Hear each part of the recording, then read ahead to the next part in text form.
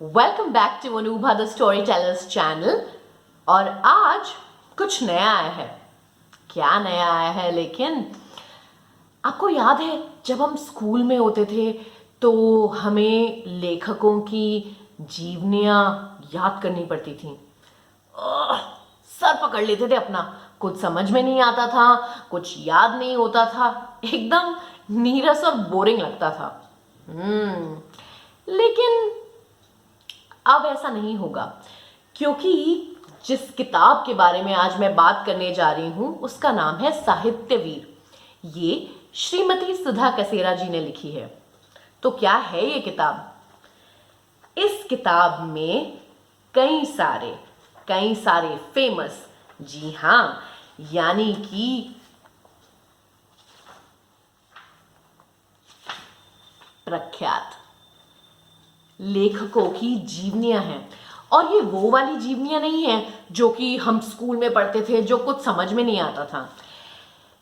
ये कुछ इस प्रकार से लिखी गई हैं कि आपको पढ़ने के बाद ये इंटरेस्टिंग भी लगे और आप और जानने के लिए इच्छुक हो, क्योंकि इसके पीछे काफी गहरा शोध किया गया है।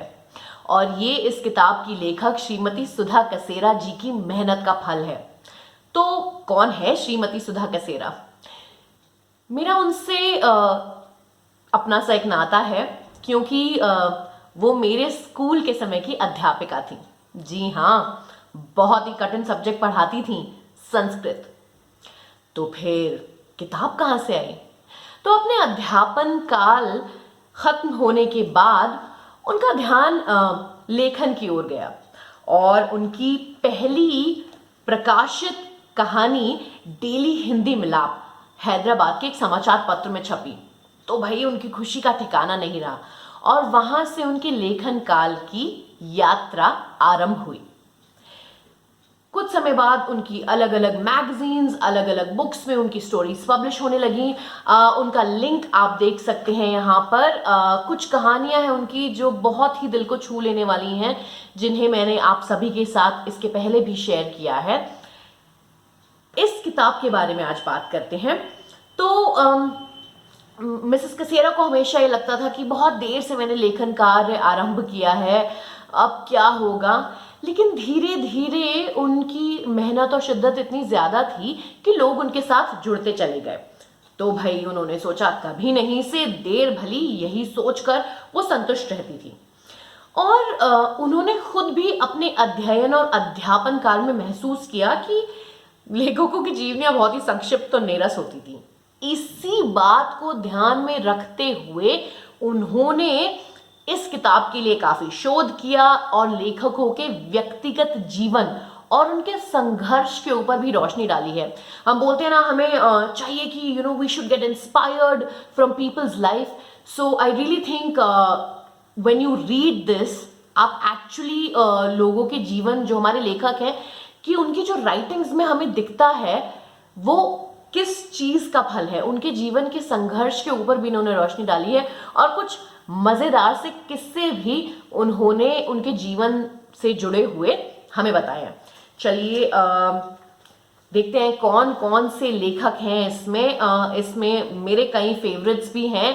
भारतेंदु हरीशचंद्र, रविंद्रनाथ टैगोर, शरद चंद्र चट्टोपाध्याय, प्रेमचंद महादेवी वर्मा, हरिवंश राय बच्चन, विष्णु प्रभाकर, भीष्म साहनी, अमृता प्रीतम, शिवानी मोहन राकेश, कृष्णा सोबती जी, डॉक्टर धर्मवीर भारती, निर्मल वर्मा, मालती जोशी, मृदुला गर्ग, डॉक्टर प्रभा खेतान और संजीव जायसवाल संजय जी के बारे में लिखा गया है। तो इसमें से कुछ चीजें मैं आपको पढ़कर सुनाना चाहती हूँ। चलिए, एक किस्सा है जो कि देखते हैं।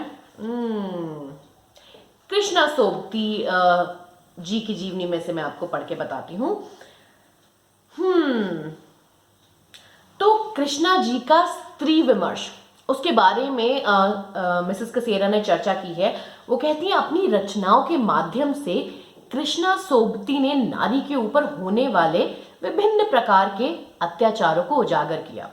उनकी विभिन्न समस्याओं के साथ उन्हें प्राप्त होने वाले सामाजिक अश्लीलता का बखूबी वर्णन किया। कृष्णा सोबती स्त्री के जीवन और विडंबना को रेखांकित करने वाली लेखिका रहीं। इसके बावजूद उन्होंने कभी स्त्रीवादी होने का दम नहीं भरा। वो कहती थीं, लेखन भला स्त्री या पुरुष कैसे हो सकता है? स्त्री लेखन, पुरुष लेखन कोई अलग अलग चीज नहीं है। अपने एक इंटरव्यू का किस्सा वे अक्सर बताती थीं कि किसी ने उनसे पूछा कि औरत होना क्या होता है, तो उनका जवाब था, औरत होने का अर्थ यह है कि उन्हें भी संविधान में पुरुषों जैसे ही अधिकार प्राप्त हैं। स्त्री और पुरुष उनकी निगाह में बराबर थे। उन्होंने अपनी रचनाओं में हमेशा सच को उजागर किया। See how interesting is that. और सबसे अच्छी बात मुझे इस किताब की ये लगी है कि इसकी जो राइटिंग है, जो लैंग्वेज है, जो भाषा है, वो बहुत ही सरल है। आपको अगर साहित्य का ज़्यादा ज्ञान नहीं है, फिर भी आप पढ़ना चाहते हैं, तो इसमें जटिल शब्दों का प्रयोग नहीं किया गया है, मतलब डिफिकल्ट वर्ड्स का यूज नहीं किया गया है। बहुत ही सिंपल बोलने और समझने वाली लैंग्वेज है। एंड मुझे पढ़ के बहुत मजा आया।